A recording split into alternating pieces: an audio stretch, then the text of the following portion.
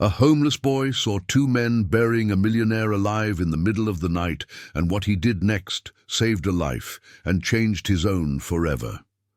While everyone else walked past, this homeless boy risked everything to save a millionaire being buried alive by two men who thought no one was watching.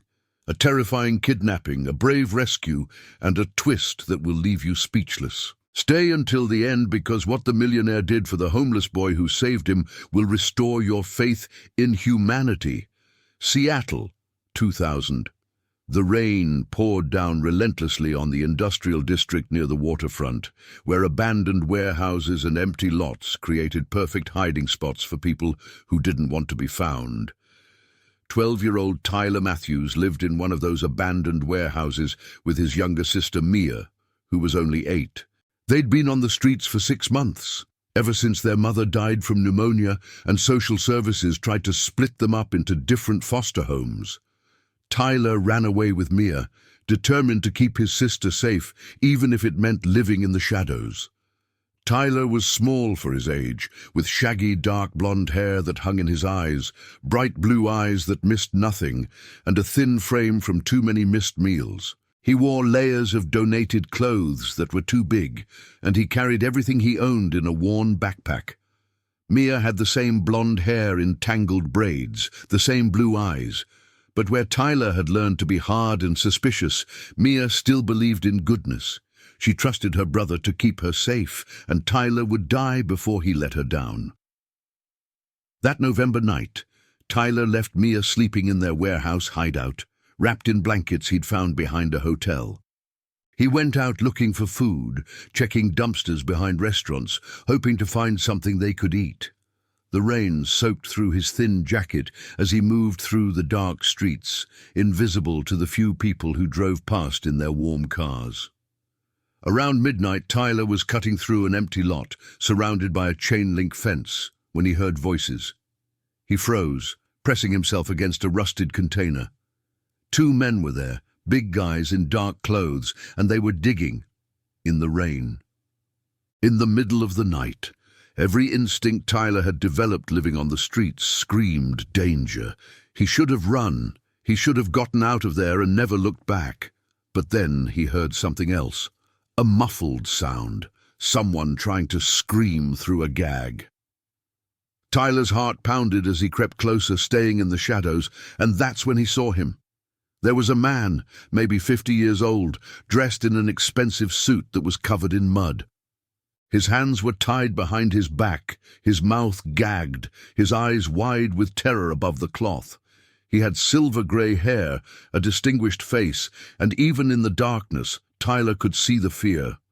The 2 men were dragging him toward a hole they'd dug, deep enough to bury a person. "Please just do it quick," one of the men said, his voice rough. "I don't want to hear him suffocating." "Relax, Danny," the other man replied. "Nobody's going to find him out here.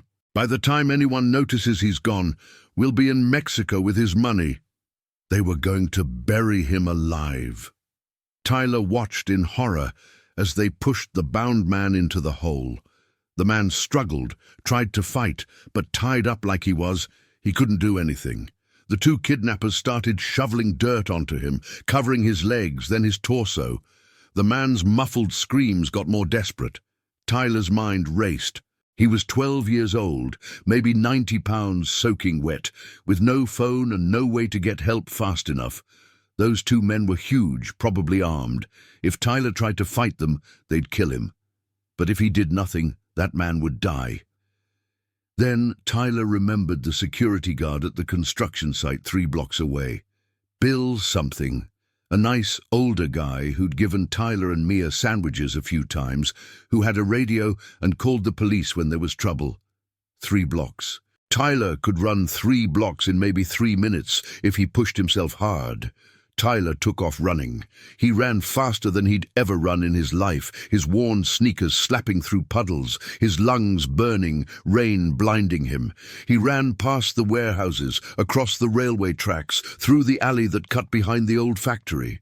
He could hear the 2 men still talking behind him, could hear the sound of shovels hitting dirt. The construction site gate was locked, but Tyler knew the hole in the fence. He squeezed through, tearing his jacket, and ran toward the security trailer. Bill was inside, reading a magazine, and he jumped when Tyler burst through the door. "Kid, what the—" "Two men burying someone alive," Tyler gasped, barely able to breathe. "Empty lot. 3 blocks that way. They're killing him right now." Bill stared at Tyler for half a second, taking in the wild eyes and rain-soaked desperation. Then he grabbed his radio. "This is Bill Rodriguez at the Mercer Street site. I need police and ambulance to the empty lot on Western and Pike. Possible homicide in progress. 2 suspects, 1 victim." He turned to Tyler. "Show me where." They ran back together, Bill calling out their position as they moved. Tyler led him straight to the lot, and they could see the 2 men still there, still shoveling. The hole was almost completely filled now. Bill didn't hesitate. He was 60 years old and 50 pounds overweight, but he charged across that lot bellowing like a bear. "Police are coming! Step away from that hole right now!" The 2 kidnappers looked up, shocked. For a second, nobody moved. Then Danny, the bigger one, dropped his shovel and pulled out a gun. "Get out of here, old man. This doesn't concern you." Bill stopped, but didn't back down. "Police are 30 seconds away. You shoot me, you'll never make it out of here." The sound of sirens proved his point. The 2 men looked at each other, then at the half-filled hole, then at Bill and Tyler. They ran, just dropped everything and bolted toward a car parked on the street. They peeled out just as 2 police cars came screaming around the corner. Bill and Tyler ran to the hole and started digging with their hands, throwing dirt aside frantically. The police officers joined them, and within seconds they'd uncovered the man's face. He was unconscious, dirt in his mouth and nose, not breathing. One of the officers started CPR right there in the mud, while another called for the ambulance. Tyler stood back, shaking, watching them work. He'd done it. He'd gotten help in time. But was it enough? The officer doing CPR counted compressions, breathed into the man's mouth, kept going. 30 seconds. A minute. Tyler's hope started to fade. Then the man coughed, spitting out dirt, gasping for air. His eyes opened, wild and confused, and he sucked in a huge breath. "You're okay, sir," the officer said. "You're safe. Just breathe." The ambulance arrived and the paramedics took over, cutting the ropes, cleaning the dirt from his mouth and nose, checking his vitals.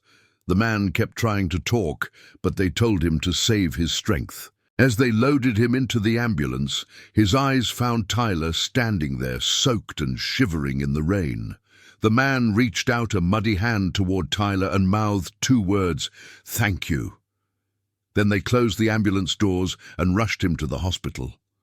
The police wanted to talk to Tyler, get his statement, but when they asked for his parents or guardians, Tyler panicked and ran. He couldn't let them find out he was homeless with a little sister hiding in a warehouse. They'd separate them for sure, so he disappeared into the night before anyone could stop him. 2 days later, Tyler was digging through a dumpster behind a grocery store when a black car pulled up. Tyler's first instinct was to run, but then the back door opened and the man stepped out, the man from the hole. He was cleaned up now, wearing a fresh suit, his silver hair combed back, but Tyler recognized him immediately. "Please don't run," the man said, holding up his hands. "I've been looking for you everywhere. I just want to talk." Tyler stayed, ready to bolt but curious. "How did you find me?" "I'm a persistent man," the man said with a tired smile. "And I owe you my life. Can we talk? Please? I'll buy you lunch. Anywhere you want." Tyler hadn't eaten in 2 days. His stomach made the decision for him. "There's a diner 2 blocks from here. They have good burgers." At the diner, the man introduced himself as Robert Chen, owner of Chen Technologies, a software company worth hundreds of millions. The 2 men who'd tried to kill him were employees he'd trusted, Danny Pierce and Carl Watson. They'd embezzled $2 million from the company, and when Robert discovered the theft, they'd panicked and kidnapped him, planning to make it look like he'd disappeared. "They would have succeeded if not for you," Robert said, watching Tyler devour a cheeseburger. "The police caught them trying to cross into Canada. They're in custody now, and the money's been recovered. But none of that would have happened if you hadn't been brave enough to get help." Tyler shrugged, uncomfortable with the praise. "Anyone would have done it." "No," Robert said firmly. "Most people would have looked the other way. Most people would have decided it wasn't their problem. You risked your life to save a stranger. That takes character." He paused. "Where are your parents, Tyler?" Tyler's defenses went up immediately. "I have to go." "Wait." Robert reached across the table. "I'm not going to call the police or social services. I just want to help. Please, you saved my life. Let me help you." Something in Robert's eyes, a genuine kindness that Tyler hadn't seen in months, made him stop. And suddenly, exhausted and scared and so tired of being strong all the time, Tyler started talking. He told Robert everything, about his mom dying, about social services wanting to split him and Mia up, about living in the warehouse, about stealing food and dodging police and trying to keep his sister safe, about being 12 years old and so afraid he was failing her. Robert listened to everything without interrupting. When Tyler finished, his voice hoarse, Robert was quiet for a long moment. Then he said, "I lost my wife and daughter in a car accident 8 years ago. Emily was your age. Every day since then, I've buried myself in work because I didn't know how to live in a world without them. I built a fortune, but I forgot what it was for." He looked at Tyler with eyes that glistened with tears. "You gave me my life back. Let me give you and your sister a real life." Tyler didn't understand. "What do you mean?" "I mean, I want to help you. Get you off the streets, get you into school, make sure you and Mia are safe and together. I'm not talking about foster care or adoption, nothing formal unless you wanted that someday. I'm talking about giving you a home, supporting you, being there for you. You saved my life, Tyler. Let me save yours." Tyler wanted to believe it, wanted it so badly it hurt, but he'd learned not to trust easy promises. "Why would you do that?" "You don't know us." "Because you risked everything to save me when you had nothing to gain," Robert said simply. "Because you're brave and loyal, and you've kept your sister safe against impossible odds. Because I have more money than I could spend in 10 lifetimes, and it's never made me happy. But maybe helping you could give it meaning. Because I miss having someone to care about, and you need someone to care about you." He smiled sadly. "We could help each other." It took Tyler 3 days to decide. 3 days of thinking about Mia, about the warehouse getting colder as winter approached, about how he was running out of ways to keep them safe. Finally, he showed Robert where they were staying and introduced him to Mia. Mia, with her tangled blonde braids and too big donated coat, looked up at Robert with those trusting blue eyes and said, "Are you going to help my brother?" "He works really hard, but he gets so tired." Robert knelt down to her level. "I'm going to help both of you if you'll let me. Would you like to come stay in a house with heat and beds and all the food you can eat?" Mia looked at Tyler. "Is it okay? Is it safe?" Tyler looked at Robert, at this man whose life he'd saved, who was offering them a chance at something Tyler had stopped believing existed. "Yeah," he said softly. "I think it's safe." Robert set them up in his guest house, a small cottage on his property with 2 bedrooms, a kitchen, and more space than Tyler and Mia had ever had to themselves. He hired a tutor to help them catch up on the school they'd missed. He bought them clothes that fit, made sure they had regular meals, gave them stability and safety for the first time in months. But more than that, Robert was there. He ate breakfast with them, helped with homework, taught Tyler about business and computers. He played board games with Mia and braided her hair when she asked. He didn't try to replace their mother or be their father. He was just Robert, a kind man who'd been given a second chance at life and wanted to share it with the kids who'd saved him. Tyler thrived. Within a year, he'd caught up to his grade level in school. He discovered a talent for mathematics and programming. Robert nurtured that talent, teaching him everything he knew about technology and business. By the time Tyler was 16, he was helping Robert with real projects at Chen Technologies, learning from the inside how to build and run a company. Mia blossomed too. The shy, scared 8-year-old became a confident, happy girl who loved art and music. Robert paid for lessons, encouraged her creativity, displayed her paintings in his house like they were masterpieces.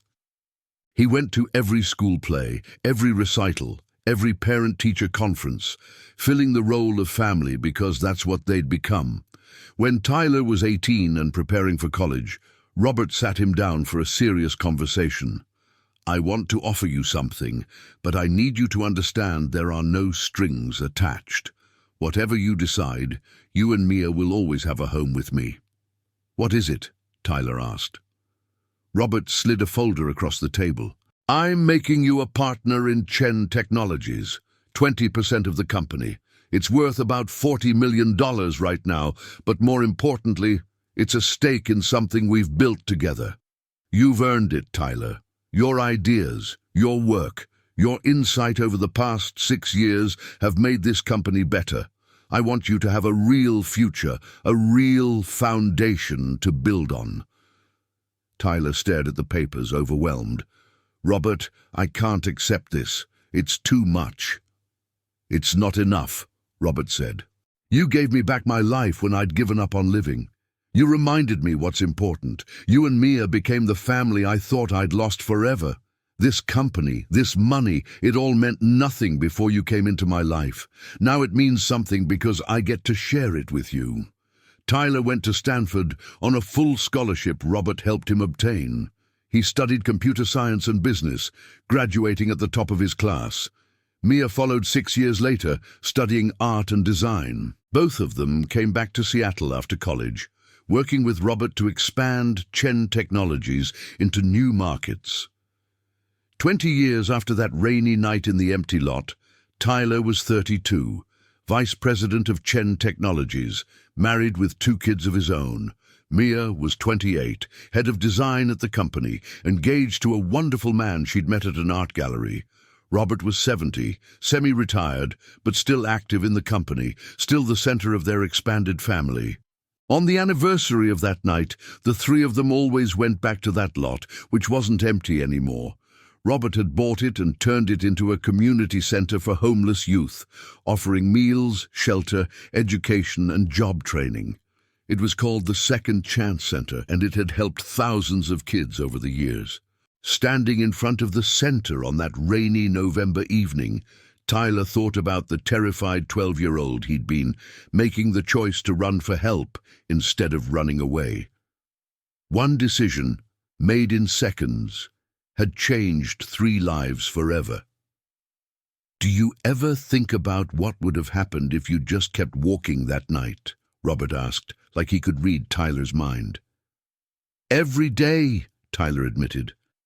"I think about how close I came to doing nothing. How easy it would have been to tell myself it wasn't my problem. But you didn't," Mia said, linking her arm through Tyler's. "You ran toward the danger instead of away from it.